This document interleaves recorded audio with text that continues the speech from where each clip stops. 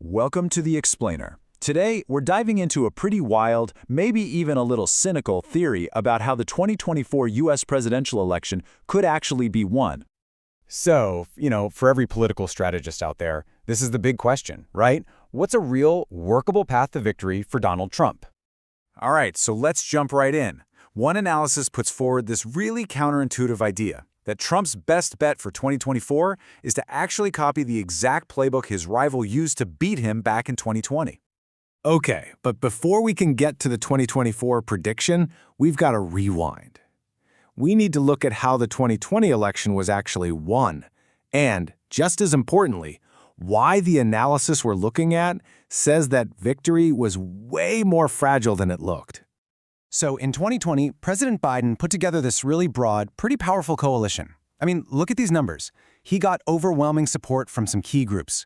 We're talking a massive 91% of black voters, plus really solid majorities with women and, crucially, suburban voters. But here's where it gets crazy.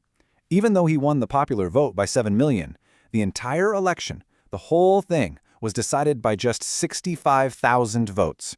65,000, spread across a few key states. I mean, that is an incredibly thin margin. And that brings us to today.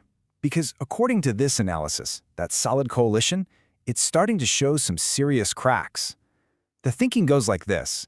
Some black voters feel like the loyalty debt from the Obama era is kind of paid off. A lot of younger voters are really disillusioned, especially over foreign policy. And even that core group of college-educated voters, well, they're just not as fired up as they were before. So, what does that mean? Well, if those core groups aren't as reliable this time around, the entire election could pivot on just one group of voters. And yep, you guessed it, we're talking about suburban voters. They're seen as the ultimate kingmakers here. I mean, just look at this shift. In 2016, 45% went for Clinton. Fast forward to 2020, and that number jumps to 54% for Biden. That's a 9-point swing. We're talking 2 million voters. The analysis we're looking at says that right there was the ballgame.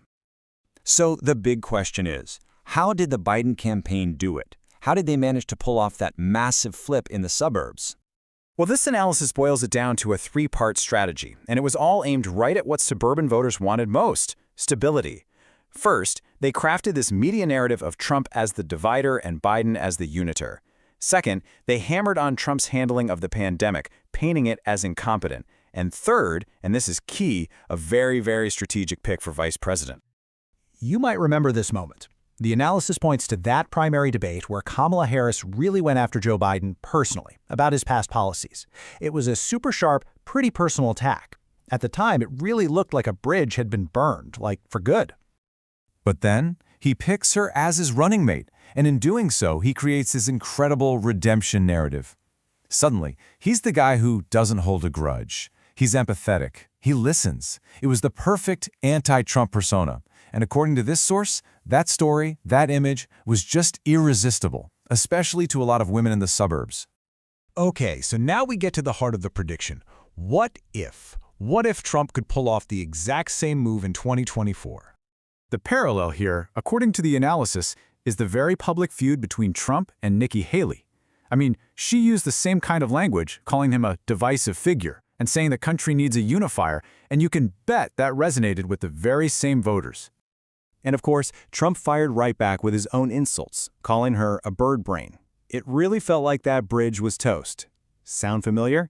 It's almost a carbon copy of the Harris-Biden dynamic. But here's the twist. This analysis argues that this whole feud, it's just performance. It's all political theater. They're setting the stage for a big, dramatic makeup scene that's designed to have the biggest possible impact on voters. And this is where it all comes together.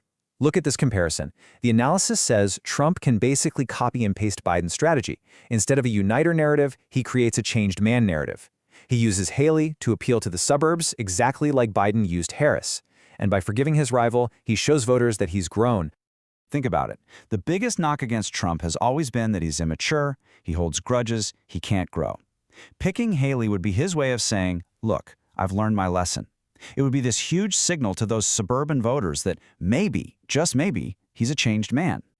All right, so let's wrap this up. We'll lay out the predictions step by step, and then look at what this analysis says would be the real price of this whole strategy.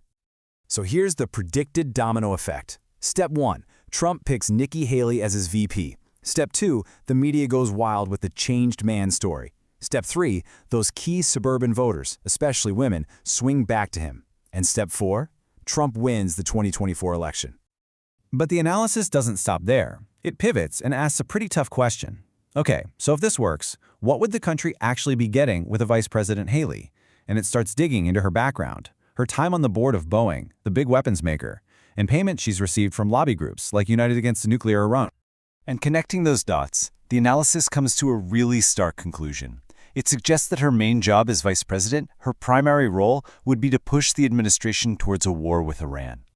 So all of this leaves us with one final, pretty provocative thought from this analysis. If a strategy like this could actually work, does it mean that winning the presidency today is less about your actual policies and more about how well you can perform on the political stage?